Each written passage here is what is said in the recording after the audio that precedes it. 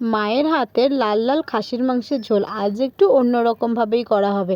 প্রথমে মাংসটা ভালো করে ধুয়ে নিয়েছি, আর মাংসের মশলার জন্য পেঁয়াজ, আদা, রসুন, টমেটো, শুকনো লঙ্কা সবই এখানে কেটে নিয়েছি। এবার দেখো, মাংসটা ম্যারিনেট করে রাখার জন্য তাতে দিয়েছি কিছুটা পরিমাণে টক দই, তারপরে দিয়েছি কুচনো পেঁয়াজ, কুচনো টমেটো।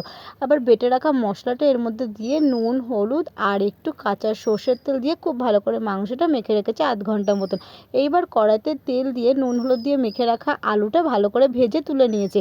সেই তেলেই 1 চামচ ঘি দিয়ে তার মধ্যে দিয়েছে শুকনো লঙ্কা, তেজপাতা আর গরম মশলা ফোড়নে দিয়ে তারপরে যে ম্যারিনেট করা মাংসটা রেখেছিল সেটা দিয়ে খুব ভালো করে একটু নাড়াচাড়া করে নিয়েছে। মাংসটা কিন্তু যত ভালো কষানো হবে তত টেস্ট হবে। এবার এর মধ্যে কিন্তু দিয়ে দিয়েছে দুদানা চিনি, তাতে রঙটাও কিন্তু খুব সুন্দর আসবে।